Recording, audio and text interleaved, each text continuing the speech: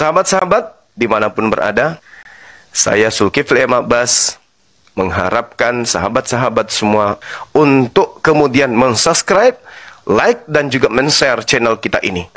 Salam Tauhid, salam satu Tuhan. Artinya kalian ini jelas adalah kumpulan orang-orang yang disesatkan oleh Kristus palsu tersebut. Begitu saudara, silakan. Bang Juma, tadi Bang Juma mengatakan bahwa orang Yahudi mempercayai bilangan ulangan, imamat, kejadian dan lain sebagainya. Terus orang Kristen mempercayai apa? Roma, Filipi, Roma, Galatia, Matius dan Bang Juma sendiri tidak sadar bahwa yang tadi Bang Juma sebut itu adalah kitab-kitab yang ditulis oleh manusia. Itu bukan kitab yang diturunkan dari Tuhan langsung jatuh ke muka bumi. Bang Juma gimana sih? Masa saudara, Bang Juma kalau bilang Anda kitab itu itu kan ditulis oleh manusia. Sampai dengan Matius, Markus, Lukas, Yohanes, itu kan yang tuliskan manusia. Manusia-manusia ini menulis apa yang Tuhan maksud dan apa yang Tuhan pesan kepada manusia. Lewat nabi-nabinya, lewat rasul-rasulnya, Tuhan menulis mereka, Tuhan menyuruh mereka menulis. Supaya menjadi pelajaran dan peringatan. Masa Bang Juma bilang itu dipercaya? Ya Bang Juma sendiri berasumsi, menggiring opini sendiri untuk menyesatkan orang Kristen. Jadi yang menyesatkan adalah Bang Juma yang menyesatkan, begitu. Oke, terkait dengan Nabi Musa, kitab Taurat atau kitab Tanak, Kisah Para Rasul 35. Musa ini yang telah mereka tolak dengan mengatakan, siapakah yang mengangkat engkau menjadi pemimpin dan hakim? Musa ini juga telah diutus oleh Elohim sebagai pemimpin dan penyelamat. Musa ini penyelamat oleh malaikat yang telah menampakkan diri kepadanya di semak duri. Musa inilah yang menjadi pengantara dalam sidang jemaat di padang gurun di antara malaikat yang berfirman kepadanya di gunung Sinai.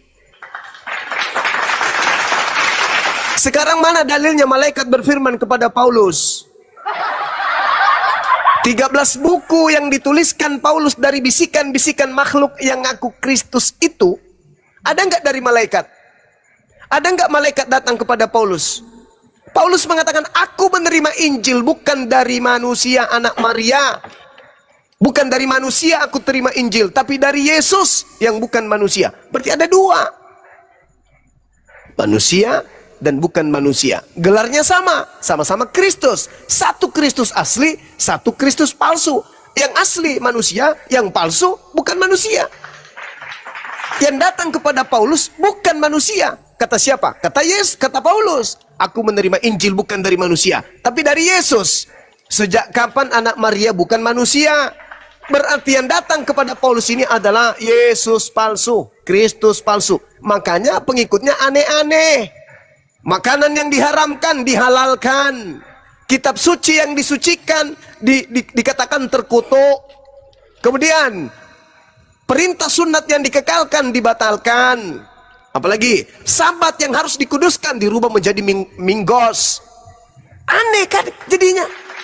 Sementara Yesus sendiri memberikan topang yang sangat kuat kepada pengikutnya, yaitu menjalankan seluruh hukum Tuhan. Bahkan ketika dia ditanya, guru, apa yang bisa aku kerjakan supaya aku bisa memperoleh hidup yang kekal? Matius 19 nomor 16 dan seterusnya.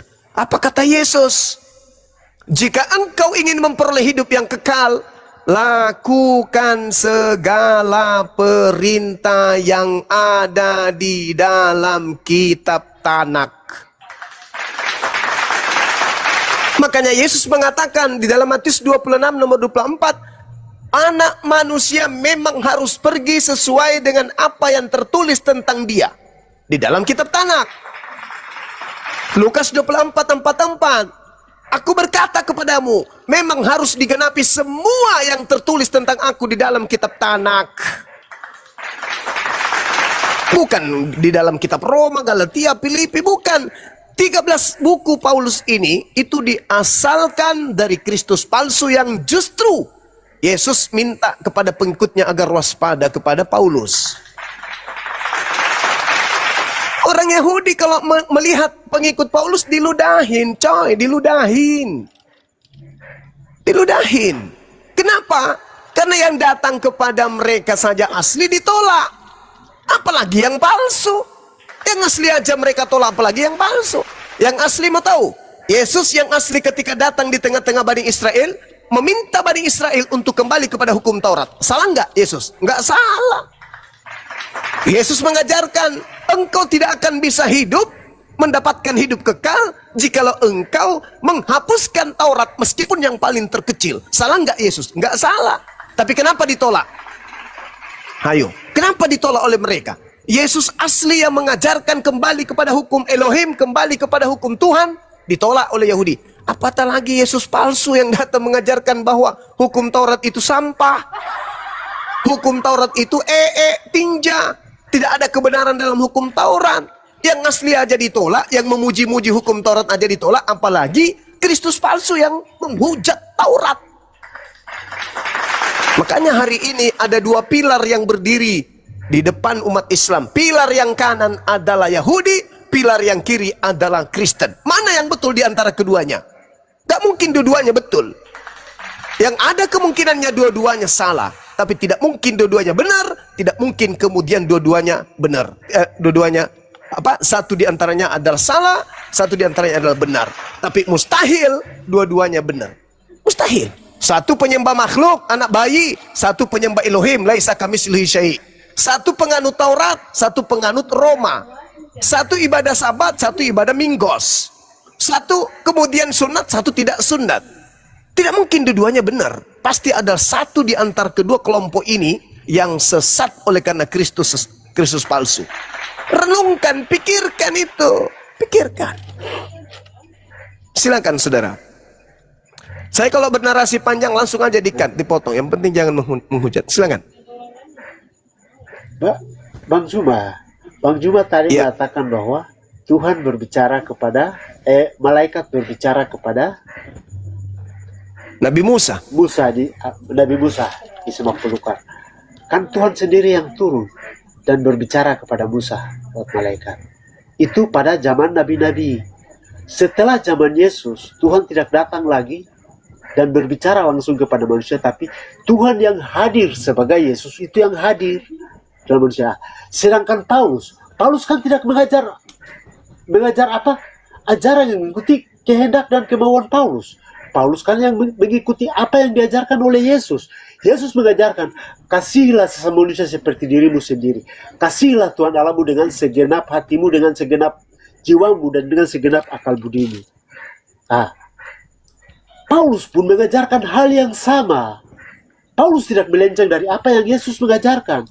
Paulus kan tinggal melanjutkan. Kenapa di sini Abang cuma salahkan Paulus? Paulus kan tidak salah. Paulus kan mengajarkan yang benar. Paulus mengajarkan tentang kesucian. Yesus mengajarkan tentang kesucian. Apa yang Yesus ajarkan itu yang tinggal dilanjutkan oleh Paulus. Kenapa harus diputar-putar? Harus dibelokkan ke sana kemari? Paulus tidak menyesatkan. Yang menyesatkan adalah mereka-mereka yang memutar-balikan firman yang sudah diajarkan oleh Yesus itu sendiri. Firman yang sudah datang sebagai Yesus itu sendiri. Firman itu yang hadir sebagai manusia mengajarkan. Para ke-12 murid itu mengikuti apa yang diajarkan oleh Yesus. Paulus mengikuti apa yang diajarkan oleh Yesus. Kan tidak berbeda. Semuanya ikut satu koridor dan satu tujuan. Kenapa di sini sekarang Pak Juma mau putar balik? Kami orang Kristen tidak pernah kaget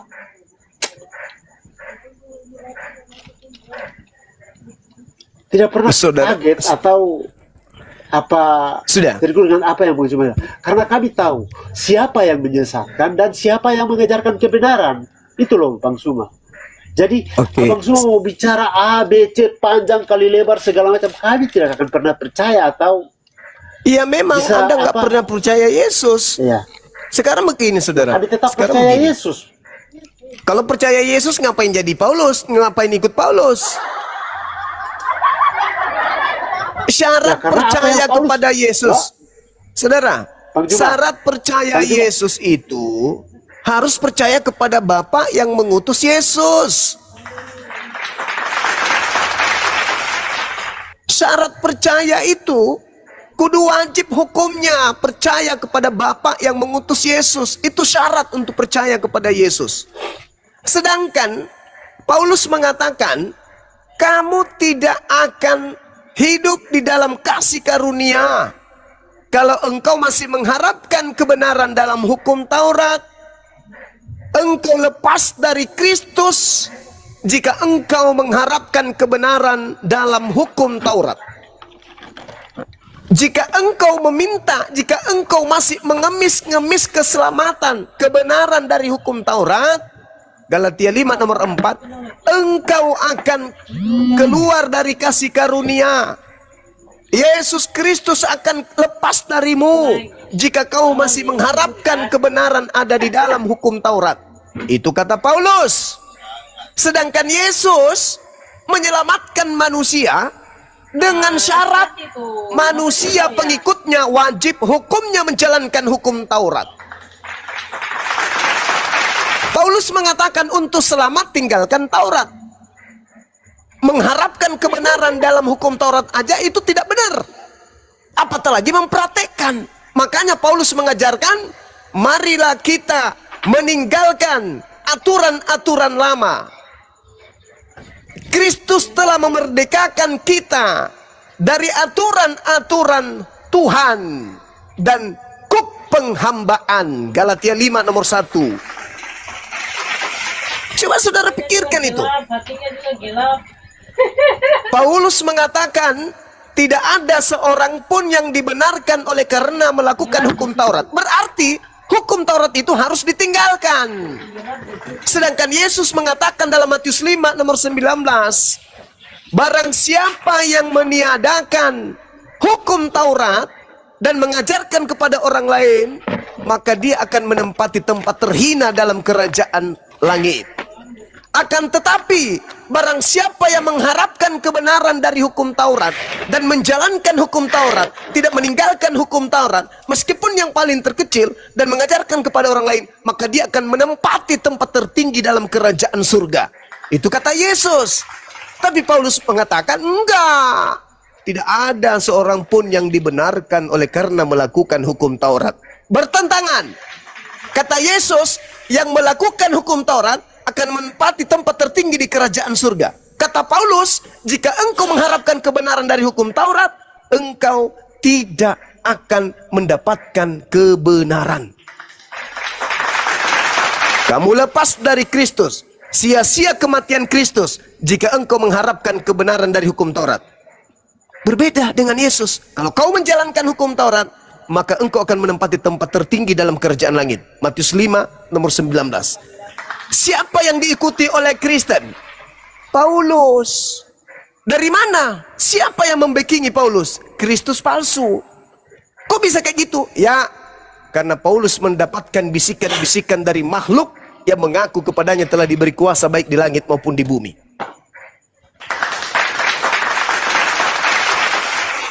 Itulah sibilisisis. Silakan saudara. Ya, baik, terima kasih Abang Juma. Tadi Abang Juma terlalu berpidato panjang lebar, tapi intinya gini Bang Juma. Intinya adalah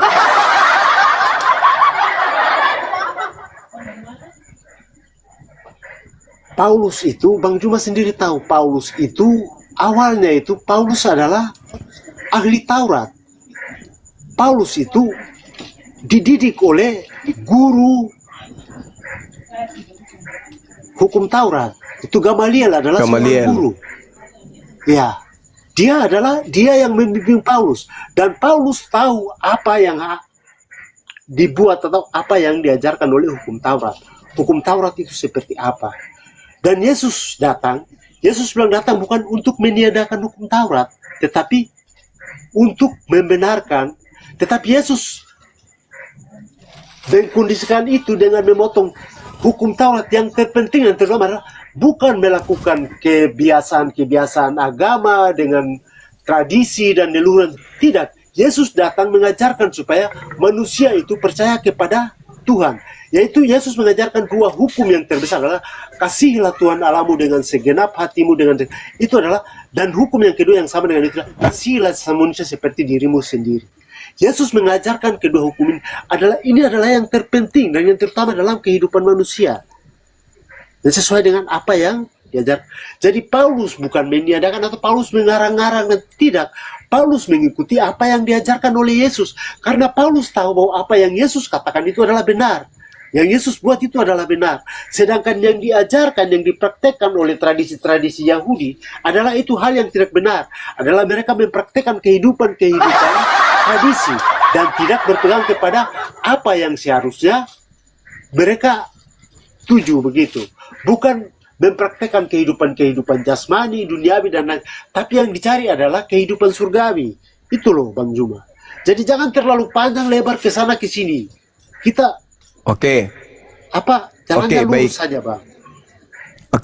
Paulus mengatakan tidak ada seorang pun yang dibenarkan oleh karena melakukan hukum Taurat. Kamu tahu bahwa tidak ada seorang pun yang dibenarkan oleh karena melakukan hukum Taurat. Itu kata Paulus. Kata Yesus, barang siapa yang melakukan hukum Taurat dan mengajarkan kepada orang lain, maka dia akan memperoleh hidup. Dia akan memperoleh tempat yang tertinggi di dalam kerajaan surga. Kata Paulus, tidak ada seorang pun yang dibenarkan oleh karena melakukan hukum Taurat. Kata Yesus, orang yang melakukan hukum Taurat akan menempati tempat tertinggi dalam kerajaan surga. Mana yang betul saudara? Mana yang betul? Melakukan hukum Taurat menurut Yesus akan menempati tempat tertinggi dalam kerajaan surga. Kata Paulus, melakukan hukum Taurat tidak ada kebenaran di dalamnya. Mana yang betul? Yesus atau Paulus? Mana yang betul? Silakan Anda jawab.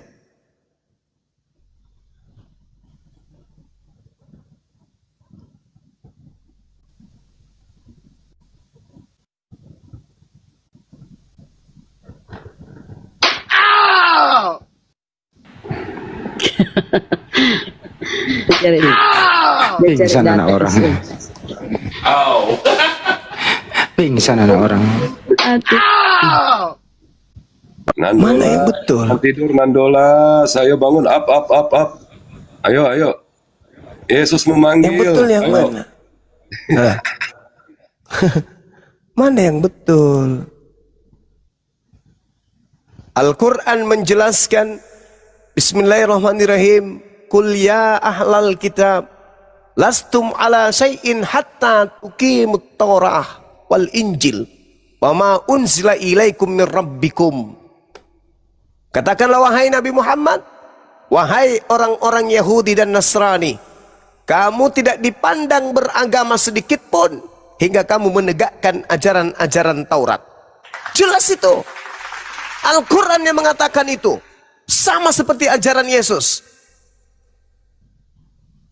Sama seperti ajaran Yesus. Kata Yesus, yang menjalankan hukum Taurat akan menempati tempat tertinggi dalam kerajaan langit. Itu ajaran Al-Quran mengatakan itu. Wa katabna lahu fil alwah min kulli syai' mau'idatan wa tafsila li kulli syai' fahusha biquwwah wa'mur qaumaka ya'khuzu bi ahsaniha sa'urikum daral fasiqin. Aku Tuhan telah menuliskan aturan Taurat kepada Musa, segala sesuatu sebagai pelajaran dan penjelasan kepada segala hal. Lalu aku berfirman kepada Musa, wahai Musa, berpegang teguhlah kepada hukum Tauratku dan suruhlah umatmu berpegang teguh kepadanya dengan sebaik-baiknya. Al-Quran menerangkan itu, Yesus menerangkan itu. Datang Paulus, apa katanya? Kamu tahu bahwa tidak seorang pun yang dibenarkan oleh karena melakukan hukum Taurat. Makanya orang Kristen cuman ibarat pakai lipstik, pakai topeng, ditulis di mukanya, kami pemilik kitab Taurat loh. Periksa kulupnya, periksa meja makannya, makanan-makanan yang diharamkan oleh Taurat dimakannya. Lihat rumah ibadahnya, banyak patung di dalamnya. Yang disembah pun Kristus. Orang-orang Yahudi tidak ada sejarahnya menyembah Kristus. Gak ada. Jadi ini adalah sesuatu yang sangat-sangat luar biasa yang mesti saudara-saudara Kristen ini jelaskan. Jangan cuma mutar. Jelaskan. Yesusnya mengatakan, hidup kekal engkau dapatkan. Satu. Yang kedua, kau menempati tempat tertinggi di dalam kerajaan surga. Dua. Yang ketiga, engkau mendapatkan hidup kekal bila mana engkau menjalankan perintah-perintah Tuhan. Di mana perintah Tuhan itu? Taurat.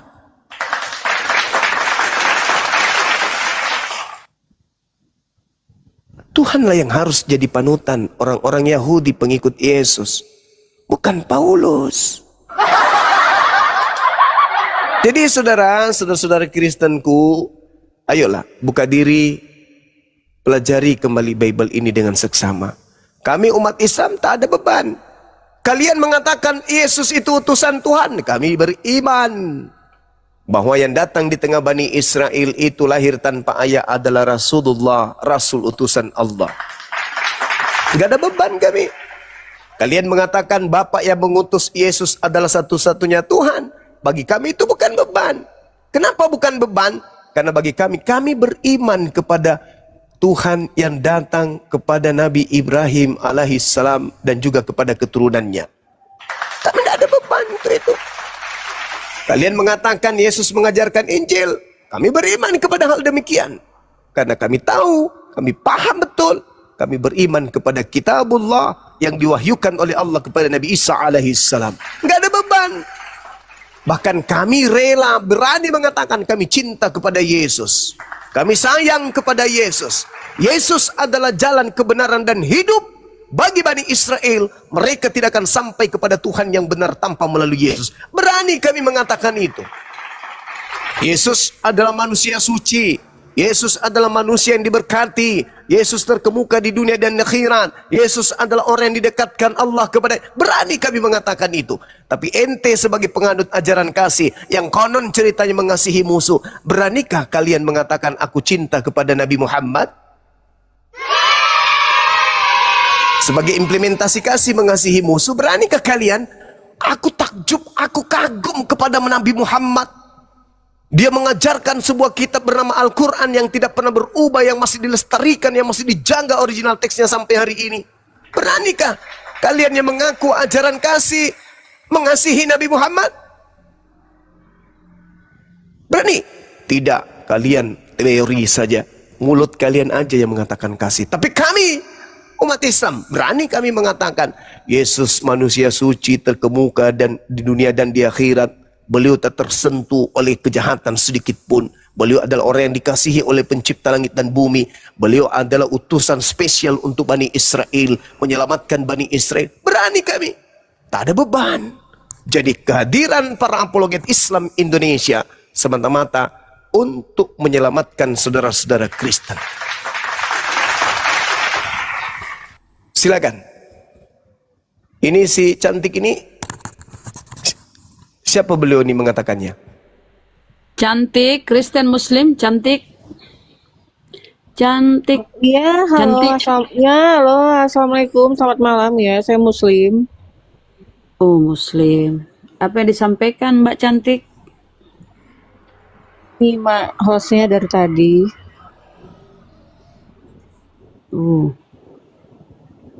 Silakan Pak Nando. Pak Nando lagi ngopi. Pak Liminho. Dimikir dia mungkin Bunda. Pak Liminho. Ya Allah, aku dikeluarkan dulu. Ya, Pak Nando sudah ya? Ya, dia masih ngopi Bang, silakan. Ya, begini Bang Juma, tentang hukum Taurat. Yesus mengatakan memang bukan untuk meniadakan hukum Taurat, tetapi menggenapi hukum Taurat. Berarti hukum Taurat itu ada dalam diri Yesus, betul ya? Terus Bang, terus. Iya, jadi dan Yesus berkatakan bahwa engkau tidak akan, ketika bertemu dengan seorang perempuan Samaria di Yohanes pasal 4, dia mengatakan bahwa kepada perempuan itu, bahwa kalian orang Samaria tidak akan lagi menyembah Bapa di Gunung Gerizim, tidak juga bagi orang Israel, tidak juga akan menyembah Tuhan di Yerusalem. Sedangkan hukum Taurat itu yang dibacakan di dalam ibadah-ibadah orang Yahudi ada terletak di Yerusalem atau terletak di Bait Allah. Dan Bait Allah itu sudah tidak ada lagi. Jadi bagaimana mungkin kita akan melakukan hukum Taurat? Orang Kristen menegakkan hukum Taurat, sedangkan hukum Taurat yang dibacakan di Bait Allah sudah tidak ada lagi. Jadi menurut saya benar yang dikatakan Paulus sejalan dengan apa yang dikatakan Yesus bahwa dia menggenapi hukum Taurat. Paulus mengatakan bahwa hukum Taurat itu dan segala ketentuannya dibatalkan. Tetapi bukan berarti itu dihilangkan, tetapi dijadikan satu dalam pribadi manusia Yesus. Itu di dalam Efesus pasal 2 itu. Jadi yang seharusnya orang Kristen lakukan sekarang adalah melakukan apa yang ada di dalam pribadi Yesus. Apa hukum yang terdapat dalam pribadi Yesus adalah hukum kasih. Semua hukum melebur dalam pribadi Yesus, menjadi satu dalam pribadi Yesus yang dinamakan adalah hukum kasih. Dan mengenai mengharapkan keselamatan dari hukum Taurat, ya betul, kalau kita tidak sekedar hanya melakukan hukum Taurat, kita tidak membunuh, kita tidak mencuri, kita tidak berdusta dan lain sebagainya, hanya stuck atau mandek atau stop di kata jangan itu, bagaimana kita mungkin bisa diselamatkan? Karena yang seharusnya kita lakukan adalah melebihi dari apa yang hukum Taurat katakan. Yaitu bagaimana kita didapati menjadi orang-orang yang melakukan firman Tuhan. Jadi sesuai dengan hukum dalam satu aliran kekristenan yaitu Katolik, saya lebih setuju ke arah sana bahwa kita selain memiliki iman, kita juga harus memiliki perbuatan. Apa yang dimaksud perbuatan adalah hal-hal yang melampaui hukum Taurat. Yang tidak hanya sekedar takut untuk jangan ini, jangan itu, jangan ini dan lain sebagainya, tetapi melampaui dari hal itu, yaitu melakukan segala firman, segala kehendak Bapa di surga. Jadi betul, memang hukum Taurat itu kita tidak bisa mengharapkan keselamatan dari hukum Taurat. Karena hukum Taurat hanya larangan-larangan saja, demikian. Ya, demikian Bang Juma.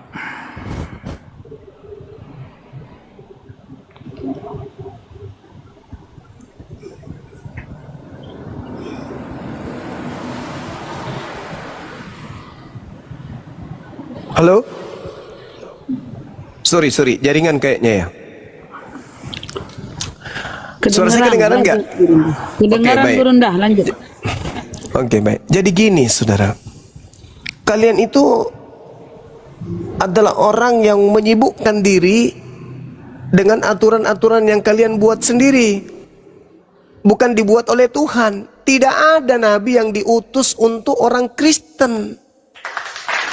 Tidak ada nabi yang diajarkan untuk mengajarkan Galatia, Filipi, dan nggak ada nabi Tuhan mengajarkan surat-surat seperti itu, nggak ada. Tak ada seorang nabi yang diajarkan untuk mengajarkan buku Yohanes, buku Matius, Markus, nggak ada. Nggak ada itu. Tidak ada seorang nabi yang mengajarkan kemudian untuk menyembah kepada manusia. Menyembah kepada reinkarnasi Tuhan. Menyembah kepada tumbal untuk persembahan menebus dosa. Itu nggak ada nabi yang mengajarkan itu. Dan tidak ada nabi datang kepada Bani Israel yang mengajarkan dan berpesan bahwa wahyu yang diterimanya itu diperuntukkan untuk seluruh umat manusia. Itu nggak ada. Jadi saudara Kristen ini adalah orang yang menyibukkan dirinya sendiri. Bedanya dengan Yahudi, Yahudi punya wahyu dari Tuhan, mereka tidak menjalankan wahyu itu. Ada yang tertulis, mereka tidak praktekkan. Orang Kristen tidak ada yang tertulis, mereka praktekkan. Kebalikan. Orang Yahudi ada tertulis, mereka tidak praktekkan. Orang Kristen tidak ada tertulis, mereka praktekkan. Timpang. Ada nggak perintahnya yang datang kepada Yeremia, yang datang kepada Yesaya, yang datang kemudian ke Saul, yang datang kepada Harun, Salomo, Daud, Musa. Seruannya untuk seluruh umat manusia, termasuk Kristen. Ada nggak? Nggak ada. Berbeda dengan Nabi Muhammad. Nabi Muhammad diutus ketika alam semesta ini menjadi yatim. Tak ada nabi diutus, kekosongan terjadi. Tak ada rasul dari Tuhan diutus, kekosongan terjadi. Karena nabi yang terakhir dalam konsep pengutusan seorang nabi adalah Nabi Isa alaihissalam. Itu diutus hanya untuk kaumnya saja, Bani Israel. Matius 15 nomor 24, aku diutus hanya kepada domba yang sesat dari umat Israel. Lukas 1:33, Yesus adalah seorang raja, raja untuk selama-lamanya bagi Bani Israel. Bukan raja untuk seluruh umat manusia. Sedangkan ketika Nabi Muhammad diutus, apa kata Allah? Kul, katakanlah wahai Nabiku Muhammad, ya ayyuhan nas, inni rasulullahi ilaikum jami'a. Wahai seluruh manusia, aku ini adalah sesungguhnya utusan Tuhanmu untuk kalian semua. Ya, Bang Cuma, Nabi Musa hanya untuk Bani Israel. Yesus hanya untuk Bani Israel. Ya, tetapi Kristen ini bukan Bani Israel. Rasul-rasul adalah 12 rasul diutus untuk semua bangsa, Bang Zuma. Nggak ada itu. Nggak ada itu. Nabi Nggak ada Isa, itu. Yesus diutus untuk Bani Israel, tetapi 12 rasul diutus untuk semua bangsa. Matius 10 nomor 5 nomor 6, Yesus berpesan kepada ke-12 muridnya agar jangan ke bangsa lain, melainkan pergi kepada domba yang sesat dari umat Israel. Yang Anda maksud itu adalah sang pengutus yang keluar dari kubur. Sang pengutus yang keluar dari kubur, kepadaku telah diberi kuasa baik di langit maupun di bumi. Pergilah ke seluruh bangsa dunia, jadikan seluruh bangsa menjadi pengikut. Itu bukan Kristus asli. Kristus yang kami percayai adalah Kristus yang lahir, kemudian wafat dan bangkit dan naik ke surga, itu Bang Zuma. Jadi itu pola yang muncul.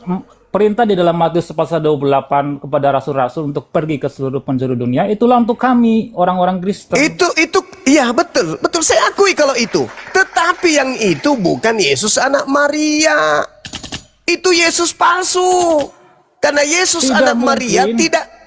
Mari kita buktikan. Boleh ya? Tidak mungkin dalam satu kitab mengajarkan atau menceritakan ada dua Kristus di dalam. Hei saudara, Hanya ada Paulus satu cerita menulis, Kristus di dalam Injil. Paulus mengatakan di 2 Korintus 11 nomor 4 ada Yesus lain. Yesus di dalam Matius 24 nomor 4, nomor 5, 23, 24, 25, 26, 27 ada Yesus lain. Lukas 21 nomor 8, nomor 12 ada Yesus lain. Yesus sendiri yang mengajarkan itu. Ada Yesus lain, ada Yesus lain, ada Yesus lain.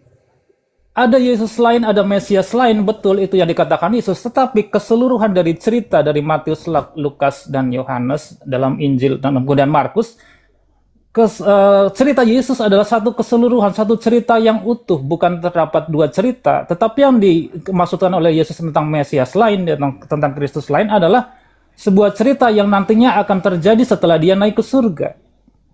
Nah itu dia. Setelah dia naik ke surga, muncul Kristus keluar dari kubur. No, cerita kebangkitan. Gimana ceritanya? Yesus. Coba Kebangkitan Yesus begini. adalah satu cerita di dalam Injil. Saudara, kalau salah salib, kalau misalnya salah salib, salah orang maksudnya, berarti yang keluar dari kubur salah orang kan?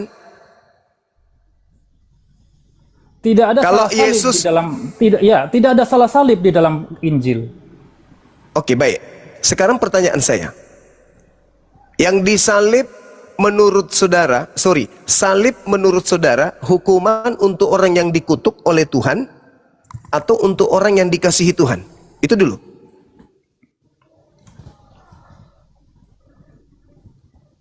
Iya, ini adalah, saya tahu ini arahnya akan kemana tentang syarat-syarat orang yang layak disalib, orang yang tidak layak disalib. Tetapi itu pintar. Di dalam, ya, saya sering mendengarkan Abang Subang. Tidak Ya. ada syarat-syarat yang harus dipenuhi di dalam cerita dalam Matius, Injil, dalam Matius, Lukas, Markus, Yohanes. Tidak ada syarat-syarat yang harus dipenuhi di situ. Loh, bagaimana ceritanya sedangkan Lukas, Markus, Matius ini bukan firman Tuhan? Itu hanya kumpulan cerita rakyat. Kitab Anda itu kumpulan cerita rakyat dari peristiwa-peristiwa yang terjadi di sekeliling, di seputar mereka, lalu disatukan oleh wartawan, dibukukan oleh wartawan, begitu pengkanonan, dijadikan sebagai kitab suci. Karena kalau Ini ada yang lolos. begini, Silakan. karena kalau ada syarat-syarat tentang bagaimana seorang akan dihukum dan kemudian bagaimana disalib, Abang Zuma tentunya sering mendengar cerita tentang orang salah ditangkap, salah dihukum, salah Iya, salah tangkap, dan- betul. Iya kan? Iya. Ada cerita-cerita Anda seperti ingin itu, Bang mengatakan, Zuma. Anda ingin mengatakan bahwa Yesus ini salah tangkap? Kalau dikaitkan dengan cerita hukum, cerita kisah-kisah tentang masalah pidana dan lain sebagainya, ada hal-hal seperti itu yang mungkin bisa saja terjadi seperti itu, dan itu pasti terjadi memang seperti itu. Berarti salah tangkap. Salah tangkap. Nah, oke, tepuk tangan kalau begitu. Berarti orang Yahudi, orang-orang Roma salah mengeksekusi orang. Ternyata yang dieksekusi ini adalah orang benar, orang yang tidak dikutuk oleh Elohim. Apa akibatnya? Betul. Apa akibatnya? Penyaliban ini ketika Tuhan mengatakan jangan kau membunuh orang yang benar, jangan kau membunuh orang yang tidak bersalah. Ternyata salah tangkap, yang dibunuh adalah orang yang tidak bersalah. Berarti Yesus adalah orang yang tidak bersalah. Sasarannya salah tangkap. Pertanyaan saya, membunuh orang yang tidak bersalah itu dosa atau menghapuskan dosa?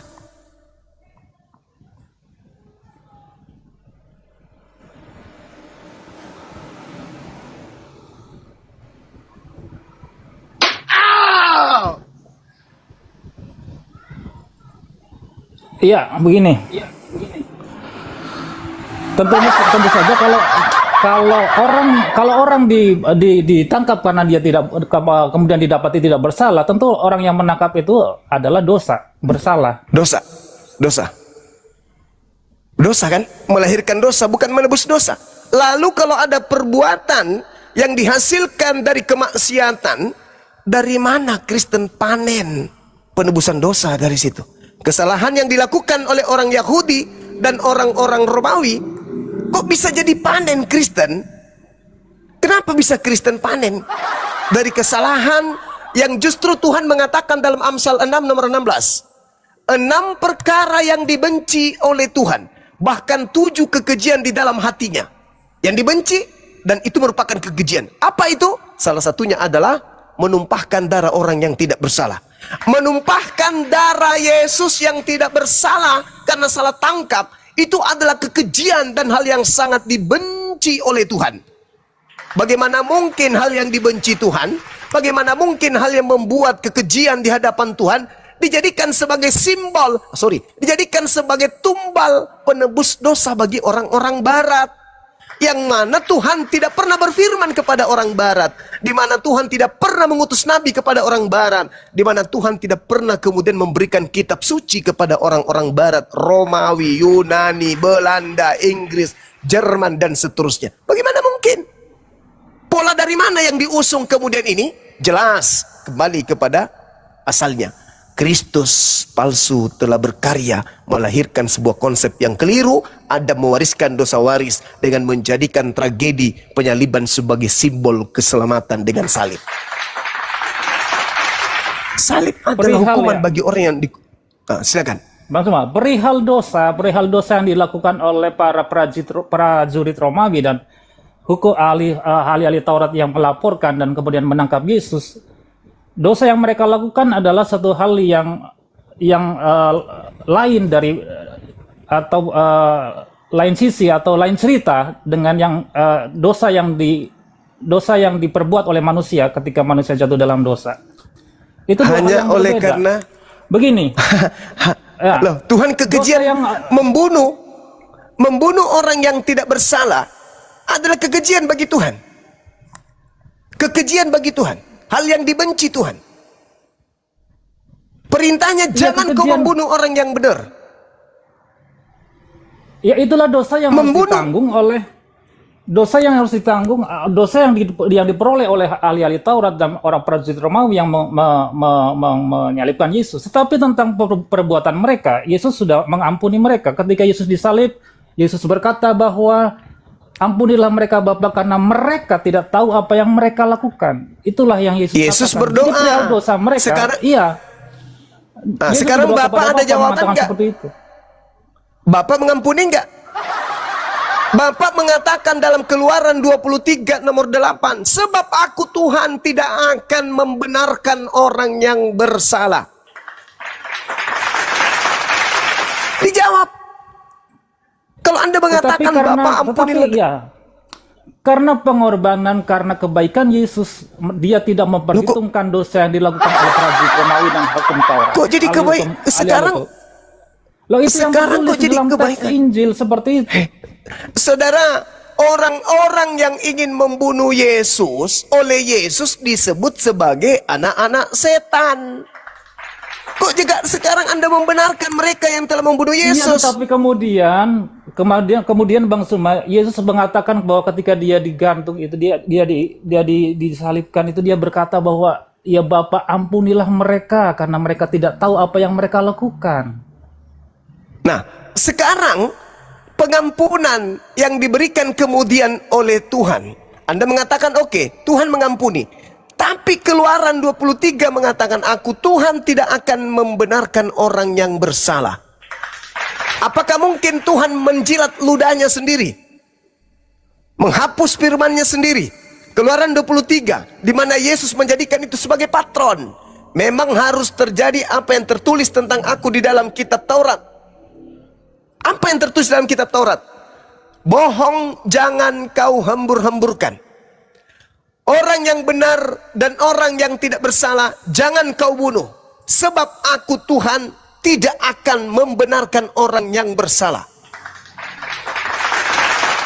Ya, ini adalah betul sekali bahwa dosa yang seperti itu Tuhan tidak bisa membenarkan. Tetapi inilah anugerah, inilah iman yang harus kita bisa imani, kita bisa terima bahwa pengorbanan darah Yesus itu sanggup menghapuskan dosa. Seberat apapun Berarti Anda ingin mengatakan dosa yang mereka lakukan. Berarti Anda ingin mengatakan bahwa iblis adalah pahlawan buat Kristen. Karena upaya penyaliban ini diprakarsai oleh iblis. Iblis merasuki Yudas. Iblis yang merasuki imam kepala mahkamah agama, orang Farisi. Iblis yang merasuki mereka. Sehingga Pilatus mengatakan dalam Matius 27 nomor 18, mereka menyerahkan Yesus karena dengki. Kedengkian rupanya yang menyebabkan kalian masuk surga. Kedengkian orang-orang yang kerasukan setan ini membuat Anda masuk surga. Bisakah kedengkian itu menghasilkan kebaikan? Kan tidak mungkin. Kalau Anda mengatakan hal yang sama, berarti Anda ingin mengatakan, saudara, iblis adalah pahlawan bagi Kristen. Tanpa iblis, dosa kalian tidak ditebus. Pak Suma. Iya. Sebagai orang Kristen,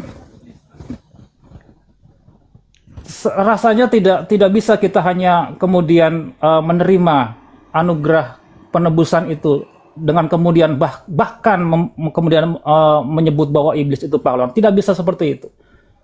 Konsep atau sebentar.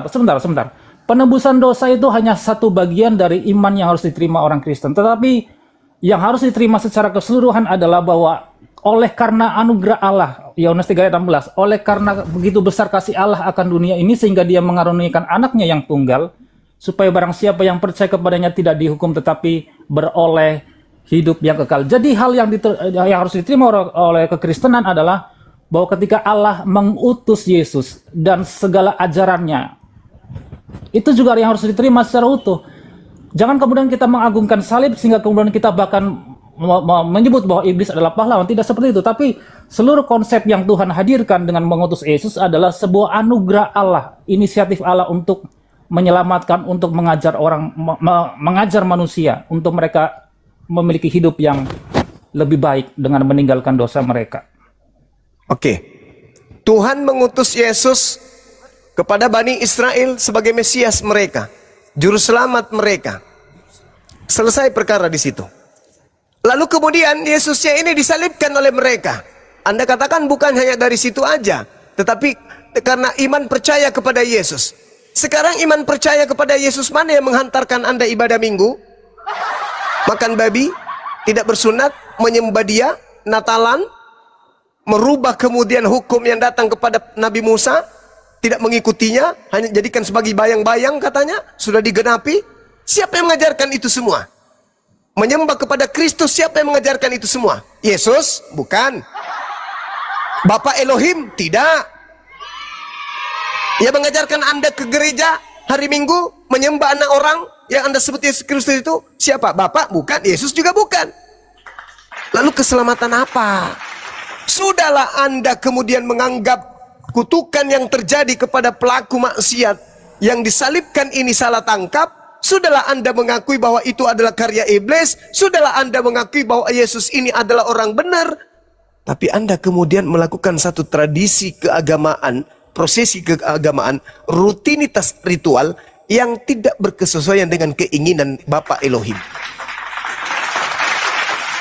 Jadi mana keselamatan yang mana ini? Keselamatan yang mana? Yang mana keselamatan Anda? Yesus salah tangkap. Begini.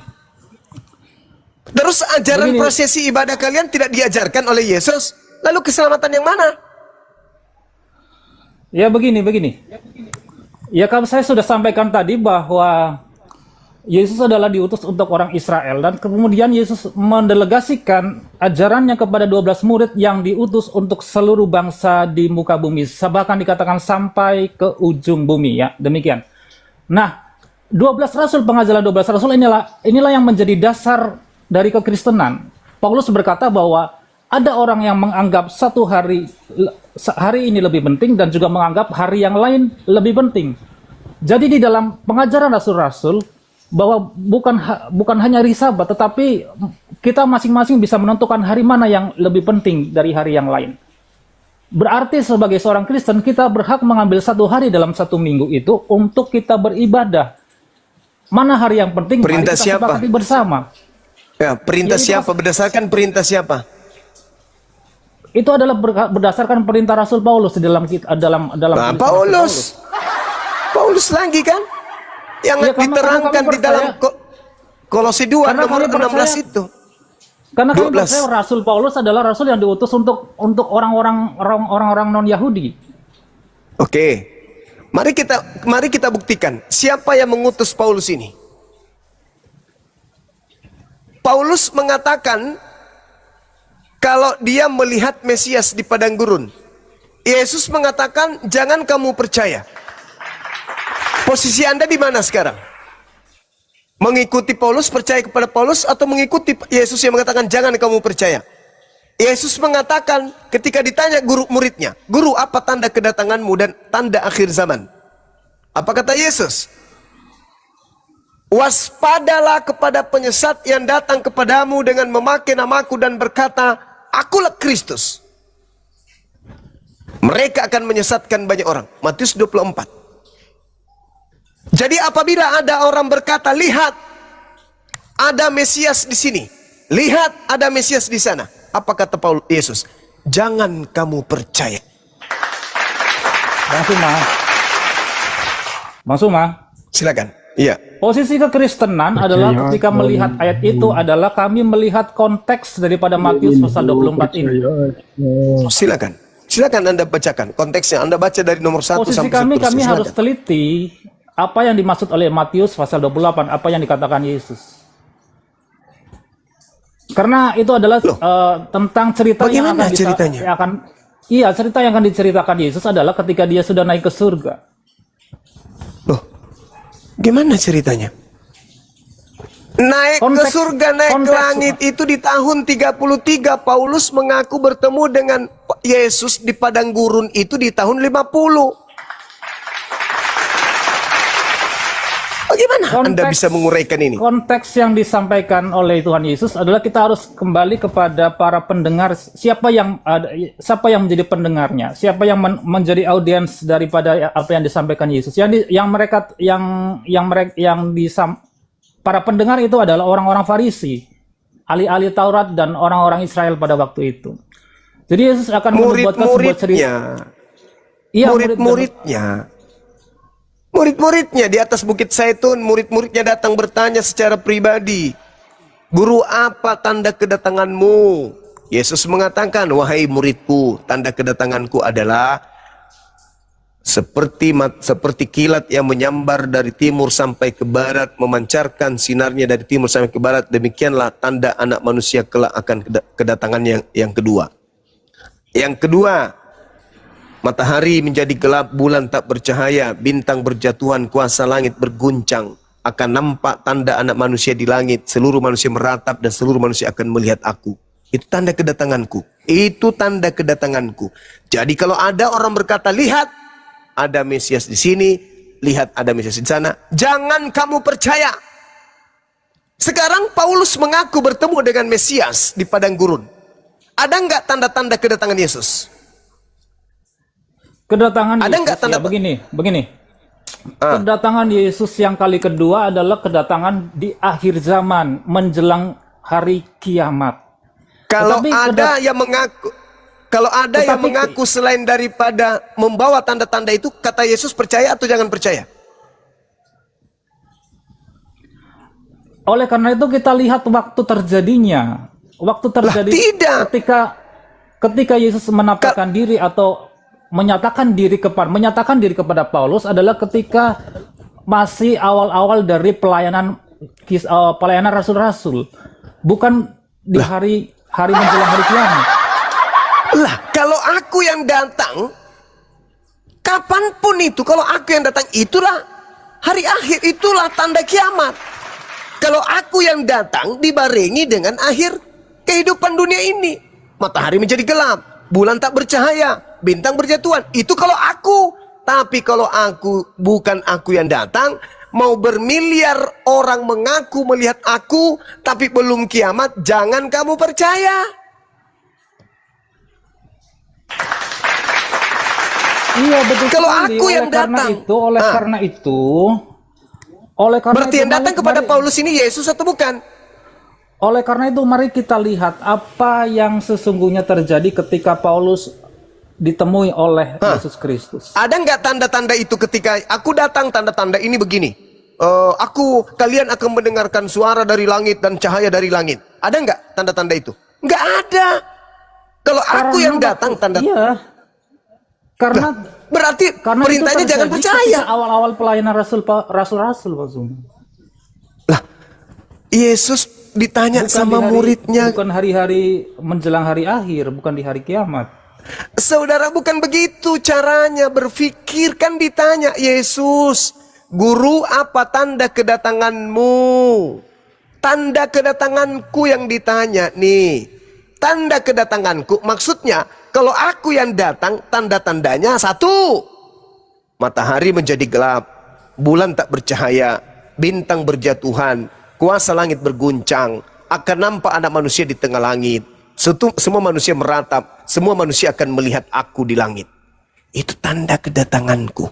Titik, bungkus, bawa pulang. Nah, sekarang kata Yesus, kalau ada yang mengaku bertemu dengan aku di padang gurun ke, di dalam bilik ke, tidak ada tanda-tanda itu. Perintah Yesusnya apa? Jangan kamu percaya. Ketika Paulus datang kepada murid Yesus, "Hei, kalian murid Yesus ya?" "Iya." "Kenapa?" "Aku bertemu dengan gurumu loh." Mereka tertawa. Tidak mungkin. Murid-murid pasti melihat matahari. Masih ada matahari. Melihat bulan, masih ada bulan. Bintang-bintang belum jatuh. Berarti yang datang ini bukan guru kami. Yang kau temui bukan guru kami. Karena itu pesan guru kami. Kalau dia datang, tanda-tanda ini akan menyertai. Yang datang kepada Paulus tidak ada tanda-tanda itu. Jangan kamu percaya, sebab dia akan menyesatkan banyak orang. Camkanlah, aku telah mengatakannya kepadamu terlebih dahulu. Apabila ada orang berkata ada Mesias di padang gurun, ada Mesias dalam bilik, jangan kamu percaya. Karena kalau aku yang datang, diikuti dengan tanda kiamat. Andai saja yang datang kepada Paulus itu adalah Yesus yang asli, bukan Yesus palsu, maka kita sudah tak ada di dunia. Kenapa? Sejak 2000 tahun dunia ini tutup usia. Udah kiamat. Kapan Yesus datang? Saat itu juga tamat dunia ini. Andai saja yang datang kepada Paulus itu adalah Yesus asli, ya sudah selesai. Sudah kiamat. Kita nggak bisa lagi menikmati Pak Bom lagi live. Nggak bisa. Kenapa? Karena kehidupan dunia sudah berakhir sejak 2000 tahun lalu. Kenapa? Yesus asli sudah datang. Tapi karena yang datang palsu, lahirlah Kristen. Yang sudah dinubuatkan bahwa waspadalah agar kamu jangan disesatkan, sebab akan datang banyak penyesat dengan memakai namaku dan berkata akulah Kristus. Mereka akan menyesatkan banyak orang.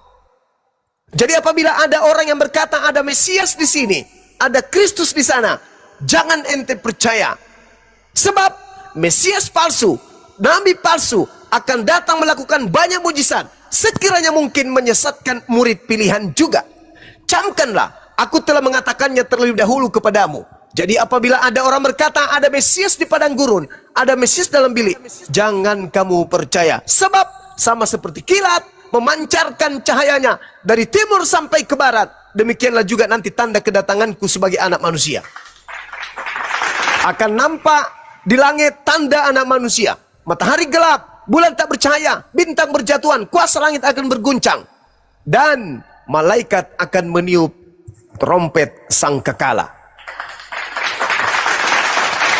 Itu kalau aku yang datang. Jadi kalau ada 1000 manusia, 1.000.000 manusia mengatakan, tadi malam aku sholat loh, terus ada cahaya datang, terus dia tinggi, panjang, pakai jubah, mukanya bercahaya, dan dia mengaku Yesus. Apa kata Yesus? Jangan kau percaya. Oh, saya umroh, terus saya melihat ada Yesus di atas Ka'bah, ngapain? Bertasbih, lalu dia datang menyapaku, lalu mencium jidatku, makanya aku murtad. Jangan kau percaya. Itu nasihat Yesus. Sebab kalau aku yang datang, kiamat, innalillahi wa inna ilaihi raji'un. Al-Quran juga menerangkan itu. Dalam surah As-Sukruf ayat 6, jelas sekali dikatakan, 61, dikatakan begini. Apabila Yesus atau Nabi Isa datang, maka itulah tanda akhir zaman. Wa innahu la ilmul lis-sa'ah fala tamtarunna biha wattabi'un hadza siratum mustaqim. Apabila Nabi Isa yang datang, maka kiamatlah kehidupan di atas muka bumi ini. Al-Quran surah As-Sukruf ayat 61. Tapi karena yang palsu datang, tidak kiamat-kiamat. Tidak kiamat-kiamat. Bagaimana mau kiamat yang datang bukan Yesus? Yang palsu yang datang, mau 1000 yang palsu datang, kalau bukan Yesus tak akan kiamat-kiamat. Ya, silakan. Ya, buat orang-orang Kristen yang mungkin mendengarkan komal ini atau room ini, jangan tergoyahkan dengan bahwa Paulus itu bukan rasul daripada Kristus. Iya, curhat.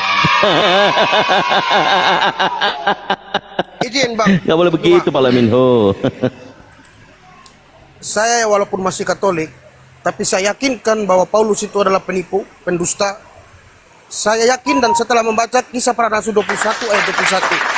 Kalau Anda membaca Kisah Para Rasul 21 ayat 21, di situ jelas Paulus mengatakan kepada bangsa lain, di mana di bangsa Rom dia mengatakan agar jangan bersunat, menyalahi hukum Taurat, meninggalkan hukum Musa. Kemudian dia kembali ke Yerusalem dan dia disuruh untuk bertaubat. Silakan Anda baca, di situ jelas. Jadi apa yang dipaparkan Bang Juma itu benar dan betul sesuai dengan dalil. Jadi teman-teman seharusnya berterima kasih kepada Bang Juma, karena jujur kalau bukan dari apologet Muslim, dan kita seharusnya bersyukur di zaman ini, kita lahir di zaman yang modern, sehingga kita bisa berinteraksi langsung dengan orang-orang yang pintar, orang-orang yang bisa membuka mata kita, mata batin kita, mata hati kita, pikiran kita dari tidur panjang yang selama ini kita tidak pernah belajar Bible, yang ternyata telah banyak hal yang tidak kita pahami ya. Jadi kita hanya hidup dengan iman buta. Jadi saya jujur saya berterima kasih kepada Bang Juma. Ada teman-teman saya 6 orang, nanti mungkin sedikit lagi kami akan sama-sama menghadap untuk bersyahadat ya Bang Juma ya. Dan mereka sudah Allahu percaya dan Akbar. kami melihat Masya Allah. apa yang disampaikan oleh Bang Juma itu luar Allahu biasa. Akbar. Allahu Saya Akbar. hanya menahan Allahu untuk Akbar. bersyahadat karena saya ingin menjadi teman-teman saya lain yang saya amati mau membuka hatinya, mau menerima kebenaran agar sama-sama kita menuju ke pintu kebenaran. Terima kasih banyak Bang Juma. Seharusnya kita berterima kasih. Terima kasih saudara, Bukannya kita Masya Allah. menolak. Ya, baik. Terima kasih Bang Juma. Saat ini saya sedang mempelajari Sama-sama. buku Sirah Nabawiyah. Ya, jujur setelah 50% saya membaca buku Sirah Nabawiyah yang selama ini pandangan kami terhadap Nabi Muhammad, beliau begitu luar biasa ya. Di mana di masa kecil saja dia sudah dipercaya, bahkan dia dijuluki sebagai Al-Amin ya. Gimana dia begitu sangat dipercaya oleh kaumnya pada saat itu. Kemudian dari kecil dia yatim piatu, dibesarkan oleh kakeknya. Setelah wafat kakeknya dibesarkan lagi oleh pamannya Abu Thalib. Dan kemudian dia hijrah ke Madinah dan membangun sebuah masjid, yaitu Masjid Nabawi. Luar biasa buat buatan Muhammad. Baru saya baca baru 50%. Masya Allah. Di sini saya sudah, mata saya sudah mengalir dan saya bergeleng-geleng kepala. Kalau umat Kristen memang tidak mengerti dan tidak mengenali Nabi Muhammad sehingga mereka seperti itu Bang Juma. Jujur, kalau Nabi Muhammad dengan Paulus itu ibarat langit dan bumi. Langit dan bumi jauh terbalik Bang Juma, jujur. Terima kasih banyak Bang Juma. Masya Allah. Muhammad. Iya. Jadi kami kira-kira ada sekitar 7 orang nanti Bang Juma. Enggak. Setelah kami selesai membaca Insyaallah. buku Sirah Nabawiyah, kami akan bersyahadat ya. Terima kasih banyak Bang Juma. Amin. Oleh karena Sama-sama Bang. ya kerja keras dan juga ketulusan hati Bang Juma yang sudah dan teman-teman semua ya yang sudah sangat dengan luar biasa dengan ikhlas menolong kami ya yang selama ini tidur panjang. Teman saya ini jangan menutup diri, saya hanya nasihatin dia ya. Karena sesungguhnya kami juga Katolik ya.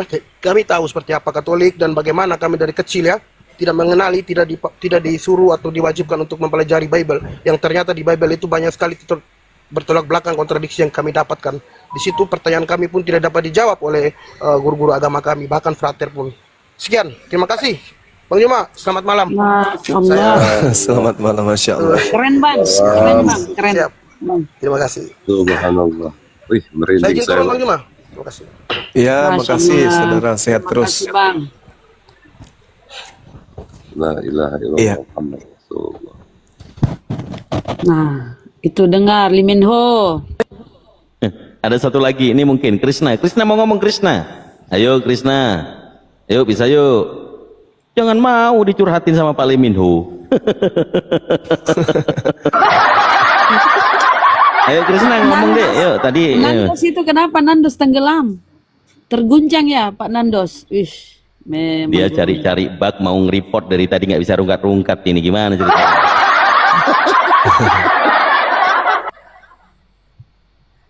Nandos ini malu-malu kucing. Kabur. Sadarlah Lee Min Ho. Ya. Iya, karena saya belum sadar karena Matius 24 ntar belum dulu. bisa membuktikan. Ntar dulu belum Bang bisa Lee Min Ho, membuktikan sebentar dulu. bahwa itu Krishna adalah lagi ngomong. Sabar dulu, Paulus sabar. bertemu dengan Kristus Sabar, Paulus. gantian dulu, sabar. Silakan, Dek. Gimana Krishna diulang, coba pelan-pelan. Coba biar Bang Lee Min Ho duduk Bang. Ya, izin ya saya mau Matius 24 itu belum cukup untuk bisa menggoncangkan iman kekristenan karena itu ada konteksnya. Gini Ya, ya, karena kalau seandainya itu adalah pesan kepada murid-murid, bukan kepada khalayak umum, itu mungkin rasul-rasul akan waspada kepada Paulus. Tetapi itu adalah pesan kepada khalayak umum, bukan kepada rasul-rasul. Waduh. Coba Anda baca nomor 3-nya di Matius 24 itu. Apakah kepada seluruh khalayak banyak atau kepada muridnya saja? Karena kalau kepada muridnya saja kita dapati banyak cerita bagaimana ketika Yesus ingin secara pribadi berkata kepada murid-muridnya, Yesus kemudian mengajak mereka ke tempat yang sunyi, ke tempat yang khusus untuk menyampaikan pesan yang khusus kepada mereka. Di Bukit Zaitun. Baca nomor satunya coba. Ini banyak khalayak ramai, ini banyak orang, ada orang Farisi, ada ahli Taurat, ada murid-murid. Jadi ini pesan untuk orang kebanyakan maksudnya. Tidak ada saudara, nggak ada orang Farisi di situ. Ketika Orang Yesus Farisi ada duduk, banyak.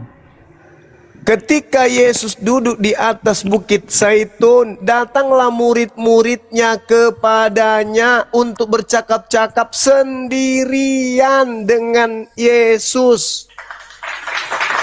Mana ada orang Farisi di sana? Ini pembahasan pribadi Yesus kepada murid-muridnya di atas bukit. Secara sendirian, secara pribadi. Katakanlah kepada kami, bila manakah itu akan terjadi?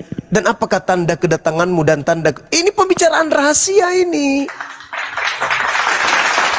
Akan tetapi saudara, saya sebagai apologet muslim tidak menutup kemungkinan memang ada di antara murid Yesus itu yang disesatkan oleh Paulus.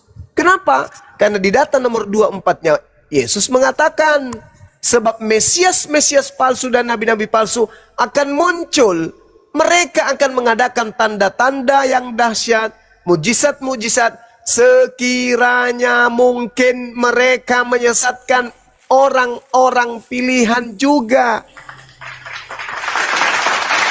Jadi bisa jadi murid Yesus, orang-orang pilihan ini juga disesatkan. Makanya dikatakan 25-nya, camkanlah. Apa itu perintah camkanlah? Waspada, di atas waspada. Karena orang yang akan datang ini hebat sekali. Penyesat yang datang ini hebat sekali. Kau akan terguncang olehnya. Mujizat akan banyak dilakukan. Tanda dahsyat akan dilakukan. Sekiranya mungkin menggoyahkan imanmu dan menyesatkan engkau. Camkanlah, aku telah mengatakannya terlebih dahulu kepadamu. Maka dibukalah rahasianya. Sini, aku ajak kepadamu. Kalau aku yang datang, nih tanda-tandanya. Nih, 1, 2, 3, 4, 5. Itu pesan Yesus. Secara sendirian, secara pribadi.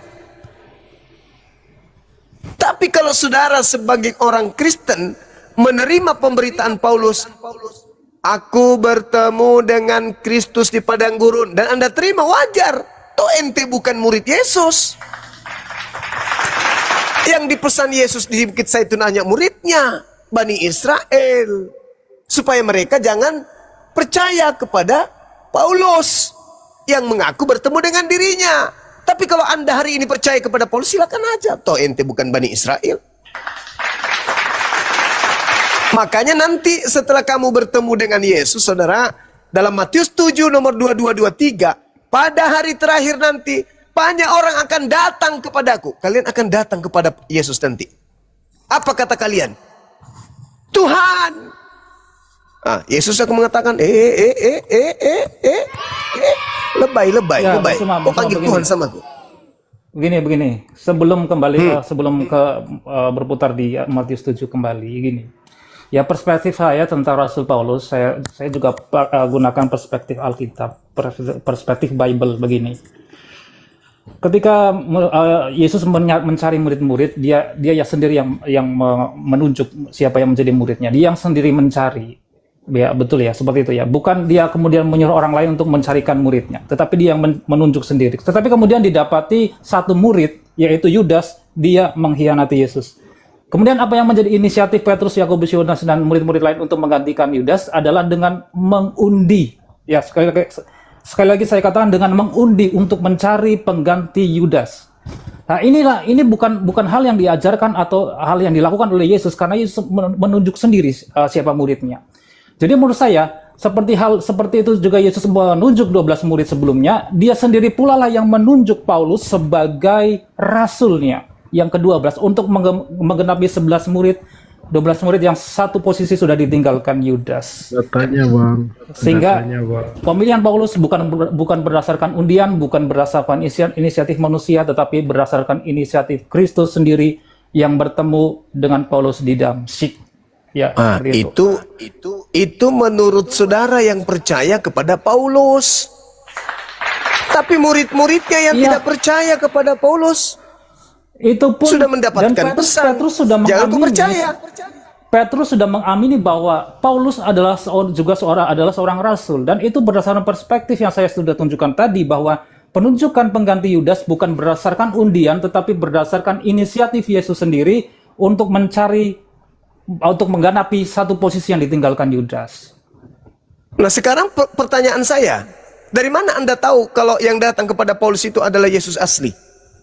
Berdasarkan inisiatif Kristus untuk mencari satu murid, satu rasul. Dari mana Anda tahu kalau itu adalah Yesus asli? Ya berdasar dari pemikiran penalaran perspektif saya yang berdasarkan Alkitab bahwa Yesus karena sedang Anda mencari menggenapi karena satu Anda murid, pengikut satu murid Paulus. untuk menggenapi ke-12 rasul, karena posisi kerasulan harus genap 12. Kata siapa? Kalau kita kilas balik kepada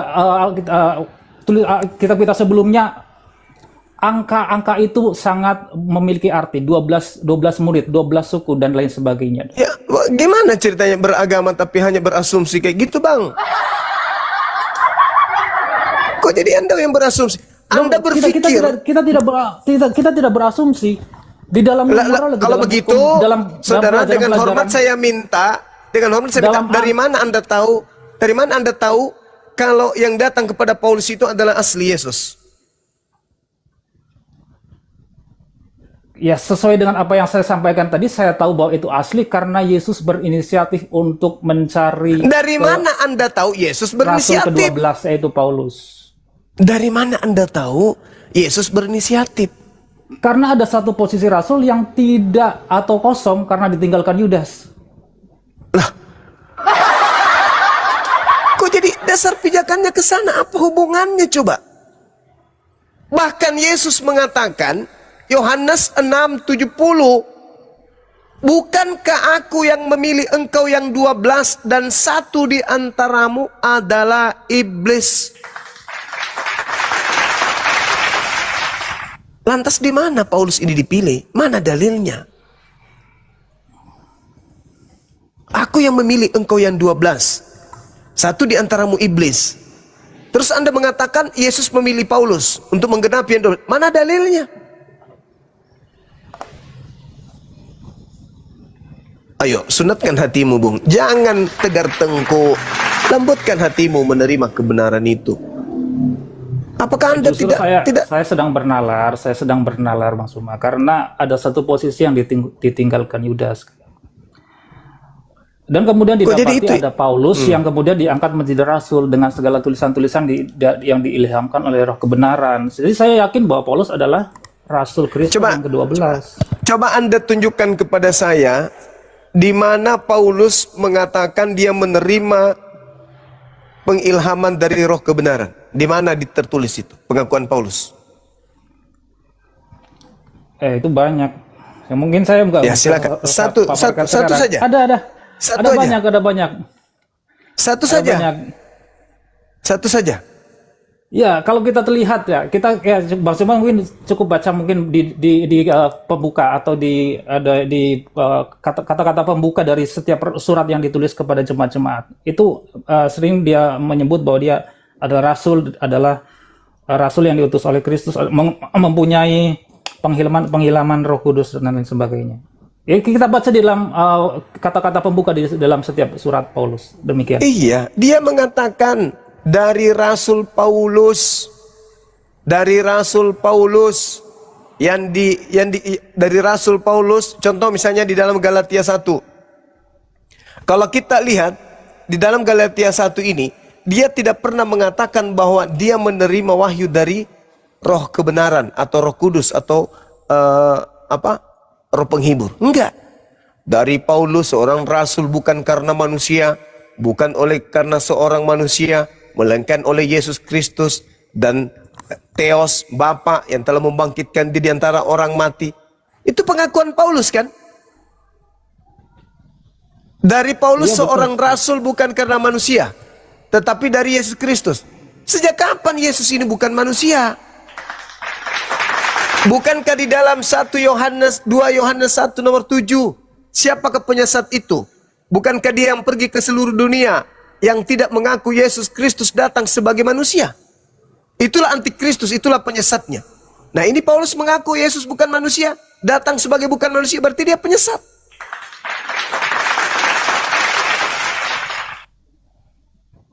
Siapakah penyesat itu? Bukankah dia yang pergi ke seluruh dunia yang tidak mengaku Yesus Kristus datang sebagai manusia? Itulah antikristusnya. Itulah planos, penyesat, penipu, pembohong, iblis. Nah, Paulus mengatakan, aku menerima Injil bukan dari manusia, tapi dari Yesus. Berarti Paulus mengatakan Yesus datang kepadanya bukan sebagai manusia. Berarti dialah penyesat, dialah antikristus itu. Dan kamu mau lari kemanapun juga, memang betul yang dikatakan oleh saudara Al-KTP. Coba, dia mengajarkan orang makan babi, dia mengajarkan orang tidak bersunat. Tapi ketika dia kembali ke Yerusalem, dia mengakui dosa-dosanya. Malah dia bertobat dari mengajarkan agama Kristen.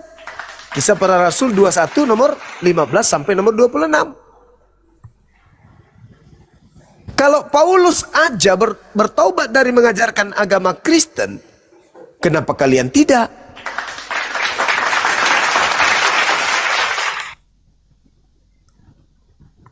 Islam kemudian datang hanya sekedar pemberi peringatan. Anda mau ikut silakan, Anda tidak mau ikut silakan. Toh kalau Anda ikut hadiahnya surga. Begitu saudaraku. Saya kira Bang Handi bisa lanjutkan. Nadito, Bunda Ya, Rahma. saya juga cukup Kang, cuma mungkin dengan Baik. oten-oten yang Baik. Baik. Kebal mi telinganya. Sudah habis. Nggak tahu. Nggak tahu. Nggak tahu. Hidayah itu urusan Allah, bukan urusan kita. Cuma saya mau nanya Bang, di Yohanes 8:40 itu maksudnya apa itu Bang? Biar gimana? tahu ini Bang. Apa? Di Yohanes 8:40. Yohanes 8 nomor 40. Mati Mija. Itu terkait dengan kemarahan Yesus terhadap orang-orang yang ingin menangkap dia. Dia mengatakan bahwasanya tetapi yang kamu kerjakan adalah berusaha membunuh aku. Aku seorang yang menyatakan kebenaran kepadamu, yaitu kebenaran yang kudengar dari Tuhan. Pekerjaan demikian tidak dikerjakan oleh Abraham. Kamu mengerjakan pekerjaan bapakmu sendiri. Kata mereka, bapak kami bukan seorang pesina. Kata Yesus, kalau Elohim adalah bapakmu, kamu akan mengasihi aku. Kamu tidak mungkin membunuh aku. Sebab aku keluar dan datang dari Elohim. Dan aku datang bukan atas keinginanku sendiri, melainkan karena dia yang telah mengutus aku. Jadi orang yang membunuh Yesus, orang yang ingin membunuh Yesus adalah orang yang bapaknya iblis. Bapaknya iblis. Bentar, Emiho, saya nanya sama Bang Zuma di luar dari konteks ya. Ternyata Bang Zuma menjawab itu kurang lebih dari 3 detik. Ini Bang Zuma ini sebenarnya Islam apa Kristen kita mesti tahu nih. Kenapa? Dia menguasai Bible Anda. Harusnya Anda malu sama Bang Zuma ini. Bila kalau berdasarkan apa yang dikatakan tadi Bang Suma, bahwa orang Islam seharusnya mencintai Yesus, mengasihi Yesus, ya dia adalah seorang Kristen. Saya yakin itu. Siapa yang mau jadi Kristen? Saya nggak mau jadi Kristen, Bang. Loh, Anda kan tanya tadi Bang Suma sih Kristen apa bukan? Ya kan dia sudah mengakui sendiri bahwa kalau seharusnya orang Islam yang memang mencintai Yesus, mengasihi Yesus, berarti dia adalah seorang Kristen. Ya banyak orang-orang Islam mualaf yang mengatakan bahwa kalau Islam itu adalah nyinggung saya ini, saya mualaf ini disinggung ini. Saya disinggung ini. Izin guru ndak Bang Zuma, Bangku sayang, Masya Allah luar biasa. Karena tadi izinnya Bang Handi ya. Oh Bang Handi, monggo Bang Handi silakan dulu. Silakan Bang Handi. Beliau ada sesuatu yang penting kayaknya. Ayo Kanda. Menurut ini saya barusan dapat informasi dari Burundi gitu ya. Jadi menurut undang-undang yang berlaku di Burundi, orang yang mempergunakan akalnya itu diekstradisi dari Burundi gitu. Jadi di sana memang orang itu tidak pakai akal, imani saja. Itu undang-undang dari Burundi. Makasih. bahasanya bisa bahasanya. Aduh ya Allah, Mas Muslim, Allah Akbar. Oke, saya sedikit summary ya. Saya sedikit summary karena tadi di awal waktu Gurunda lagi istirahat di Soma, saya akan memulai diskusi dengan Pak Lee Min Ho yang awalnya mengakui Tuhannya bayi, kemudian tidak. Ini suatu pemahaman terbaru. Kemudian ditanya lagi apakah Kristus yang baru disalib menjadi Tuhan, kemudian diamini sebelumnya Kristus disalib, orang Kristen tidak punya Tuhan. Itu ya tadi ya. Nah, semakin ke sini pembahasannya lebih ke kritik sama fundamental di dalam kekristenan. Namun kalau saya tadi karena tinggal tahlilan, ini tentang penyalipan, dan juga nanti saya goyang tentang bagaimana Yesus menggoyang imanmu ya. Pada waktu penyalipan, sebelum penyalipan penangkapan terjadi, Yesus mengatakan kepada murid-murid, Matius 17 nomor 23, kalau tidak salah pasti Gurunda tadi sudah menyampaikan, Yesus yang mengatakan mereka menyerahkan Dia dan kemudian dihukum mati, bangkit di hari ketiga. Yesus yang berbicara, mereka akan menyerahkan Dia, bukan menyerahkan aku. Ngerti ya? Kalian ini ya. Jadi dalam tata bahasa Indonesia, kalau dia mengatakan mereka akan menangkap aku, berarti Yesus yang akan ditangkap dan dibunuh di kayu salib. Tetapi Yesus sendiri yang mengatakan Dia. Yang terakhir tadi, Yohanes 8 nomor 40, bahwa orang-orang yang menginginkan Yesus dibunuh adalah yang iblis bapaknya. Satu lagi sebelum Pak istirahat ya Pak Leminho, ini sering saya bawakan terkait pembelajaran teologis atau diagnosa bahwa konsep ketuhanan di dalam kekristenan, kalau kita tunjukkan data ini, semua denom Kristen habis dan ketahuan di mana letak keimanannya secara doktrinal. Kita baca di Matius 26 nomor 31. Ini ilmu untuk mengungkap denominasi sekaligus menghancurkan semua denominasi. Saya izinkan baca dulu. Mari, maka berkatalah Yesus kepada mereka, malam ini kamu semua akan tergoncang imanmu karena Bang Zuma. Karena aku, katanya. Sebab ada tertulis, aku akan membunuh gembala dan kawanan domba akan tercerai-berai. Kalau dalam dogmatis, sebab ada tertulis, pastinya merujuk kepada perjanjian lama. Perjanjian lama tertulis di Zakaria 13 nomor 7, bangkitlah wahai pedang. Kalau ini diungkap, orang Trinitas atau Tritunggal akan mengatakan aku itu Bapa, yang menjadi korban dibunuh adalah Yesus. Bapa akan membunuh Yesus dan murid-murid semuanya akan tercerai-berai. Tapi ingat, iblis adalah pembunuh manusia sejak semula. Apakah Bapa itu pembunuh? Tidak. Maka di sini letak Yesus mengatakan kepada para murid, malam ini kalian semua akan tergoncang imanmu karena aku, karena iblis akan membunuh Yesus, tetapi Yesusnya tidak terbunuh dan tidak tersalib. Kenapa? Karena semua 4 gospel hanya dugaan. Tidak ada penulis itu menjadi saksi mata dan menuliskan sesuai dengan kesaksiannya, mereka ada di TKP.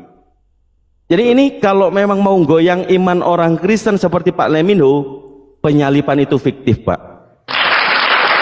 Tidak ada di dalam Bible menjelaskan penulis itu ada di lokasi, di tempat, bahkan yang mendengarkan Eli lama sabahtani, orangnya sopo, rumahnya mana, namanya siapa, tidak ada. Jadi tidak ada penyalipan, tidak ada Kristen, ya. Itu aja dari saya, silakan saya kembalikan Mas Andi. Gurunda, enggak. Allah. Ya, saya langsung jawab sekarang kan, nanti saya mohon untuk rumkat. Begini, ya memang masalah penyalipan adalah banyak sekali penafsiran, adalah masalah penafsiran ya. Di dalam teman-teman saya Muslim pun itu adalah tafsiran. Bahkan beberapa ustadz atau mungkin ulama dari Mesir bahkan di tahun 1900 berapa saya lupa, saya nonton videonya, bahkan ada juga yang menafsirkan bahwa Nabi Isa atau Yesus itu wafat juga. Nah, itu semua penafsiran. Cuma ya saya tetap iman kepada penyalipan atau penebusan dosa. Tetapi sekali lagi itu bukan satu doktrin yang hanya untuk diimani saja. Ada banyak doktrin lain yang harus kita lakukan, harus kita aplikasikan dalam hidup kita sehari-hari. Bukan hanya sekedar penebusan dan kemudian kita merasa aman, kita merasa diselamatkan. Itu terlalu naif, terlalu bodoh. Ya seperti itu Kang Dito, saya jawab. Terima kasih. Padahal saya nggak bertanya tadi ya. Tapi nggak apa-apa, itu tandanya Pak Lee Min Ho masih beriman dengan apa yang diimani ya. Tapi ada banyak ilmu tadi ya. Ingat, jangan menuhankan bayi. Tuhan Anda bukan bayi, betul? Supaya tidak ada tuh lagi nyanyian timang timang Tuhanku sayang. Oke ya, itu poinnya. Ya, jangan pula dibilang nanti orang Kristen sebelum Yesus disalib semuanya ateis, tidak tahu Tuhan kan. Itu aja udah banyak. Pak Lee Min Ho, senang diskusi dengan Anda, tidak tantrum, tidak tidak mengedepankan nafsu atau teriak-teriakan. Nah, itu saya rasa perlu dicontoh untuk saudara-saudara Kristen. Beliau dari tadi satu orang di sini atau banyak orang, kami semuanya diam. Gurunda yang berbicara kami menyimak. Saya rasa itu jangan ditakutin lagi. Buat Kristen-Kristen silakan naik. Kalian berbeda dengan kita. Kalau kita ke tempat kalian, jangan-jangan. Oke, Bang Andi mau masuk lagi, silakan. Kang Dito, satu lagi, Kang Dito bisa gak jelasin sama saya Yohanes 19 ayat ke-4 sampai ke-7, Kang Dito. Itu yang saya lihat kayaknya ada dua Yesus deh, Kang. Coba deh, untuk bisa memahami ke Pak Lee Min Ho itu, coba dijelasin sama saya, Pak. Nomor berapa? Yohanes 19 dari 4 sampai ke 7 itu.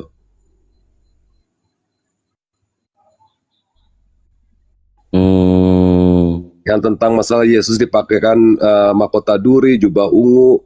Lalu ada Pilatus datang lagi ke dalam pengadilan itu. Nah, itu maksudnya gimana itu, Bang? Oh, saya juga bingung. Jadi ada Yesus, Yesus sudah diantar, Yesus sudah keluar nih bersama dengan Pilatus. Tidak dikisahkan si Yesus ini masuk, tapi sudah ada Yesus di dalam. Yesus sudah ada di dalam, padahal dia tadi keluar. Ini saya bacain ya, Bang Lee Min Ho ya. Saya bacain ya. Ya, silakan. Lalu Pilatus mengambil Yesus dan menyuruh orang-orang menyesah dia. Prajurit-prajurit menganyam sebuah mahkota duri dan menaruhnya di atas kepalanya. Mereka memakai dia jubah ungu, artinya Yesus pakai jubah ungu dan menggunakan mahkota duri. Dan sambil maju ke depan, mereka berkata, "Salam, hai Raja orang Yahudi." Lalu mereka menampar mukanya. Jadi Yesus ditampar nih, Bang. Pilatus keluar lagi dan berkata kepada mereka, "Lihatlah, aku membawa dia keluar kepada kamu, supaya kamu tahu bahwa aku tidak mendapati kesalahan apapun padanya." Lalu Yesus keluar bermahkota duri. Ingat nih, Yesus bermahkota duri di ayat yang kelima. Lalu Yesus keluar bermahkota duri dan berjubah ungu. Maka kata Pilatus kepada mereka, "Lihatlah manusia itu." Yang keenam, ketika imam-imam kepala dan penjaga-penjaga itu melihat dia, berteriaklah mereka, "Salibkan dia, salibkan dia." Kata Pilatus kepada mereka, "Ambil dia dan salibkan dia, sebab aku tidak mendapati kesalahan apapun padanya." Ayat yang ketujuh, jawab orang-orang Yahudi itu kepadanya, "Kami mempunyai hukum dan menurut hukum itu ia harus mati, sebab ia menganggap dirinya sebagai anak Allah." Oke, yang kedelapan, perhatiin nih Bang Lee Min Ho. Ketika Pilatus mendengar perkataan itu, bertambah takutlah ia. Yang kesembilan, lalu, nih poinnya nih, lalu ia masuk pula ke dalam gedung pengadilan dan berkata kepada Yesus, "Dari manakah asalmu?" Tetapi Yesus tidak menjawab, memberi jawab kepadanya. Yang saya mau tanya, Yesus yang ada di luar, yang minta disalibkan, berjubah ungu dan bermahkota duri, kenapa kok udah ada lagi Yesus yang ada di dalam pengadilan? Yang saya mau tanya, ada berapa Yesus di sini sebenarnya? Bang Lee Min Ho silakan untuk menjelaskan ayat ini, karena saya jujur aja Bang, karena abang seorang Kristen, di Matius pasal 28 ayat ke-19 dan 20, maka pergilah kamu ke segala bangsa dan baptislah mereka dengan nama Bapa, Allah dan Roh Kudus. Lalu di ayat yang ke-20, ajarkanlah kepada mereka sebagaimana yang telah kuajarkan kepadamu, sebab engkau akan kusertai sampai akhir zaman. Ingat itu Bang. Abang diperintahkan oleh Yesus untuk datang ke komal-komal Islam untuk mengajarkan kami agar kami bisa menyembah Yesus. Ajarin kami Bang. Nah sekarang ini tolong Abang jelaskan kepada saya, ada berapa Yesus yang ada di kitab Yohanes 19 dari ayat yang kelima dan ayat yang ke-9. Saya nggak ngerti, nggak paham ini Bang. Silakan Abang jelasin.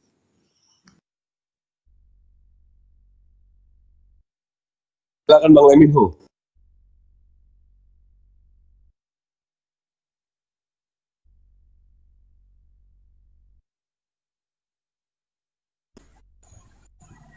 Iya Bang Leminho. Halo, halo, tes. Oh, lagi dibaca ya?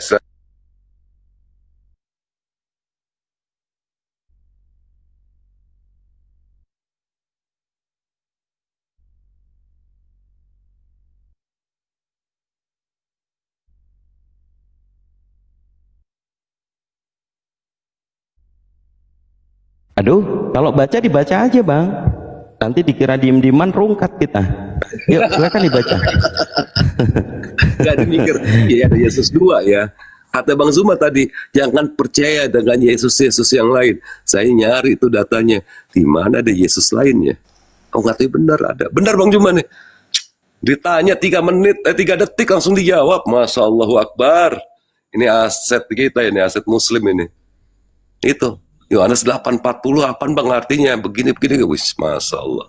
Jadi orang yang ingin Yesus mati itu adalah orang yang benar-benar anti Kristus sesuai dengan Yohanes 8:40 Bang. Abang mau kan Yesus mati kan? Coba Bang, Leminho. Ya Bang Andi aja yang jawab nih Bang Andi. Bang Andi silakan Bang Andi. Hancur deh, Bang Pan berundi lagi.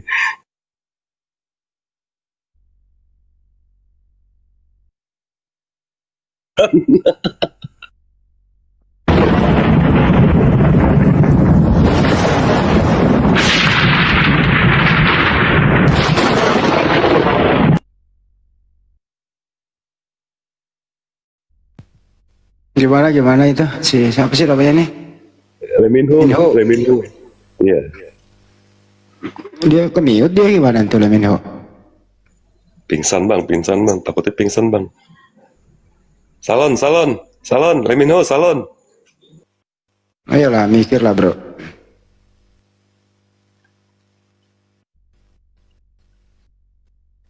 Ayo, berpikir gitu. Benar juga kata Bang Zuma ya. Ada mikir itu gratis loh itu. Assalamualaikum Bang Turiman. Waalaikumsalam ta'ala wabarakatuh. Udah masuk fakta persidangan itu.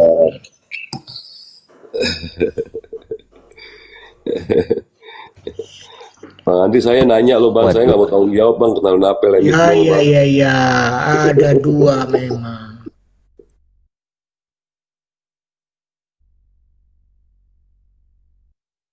Ini bagusnya dikasih suara kebenaran lagi nih. Ya enggak? Suara kebenaran ya? Iya, siap. Suara kebenaran.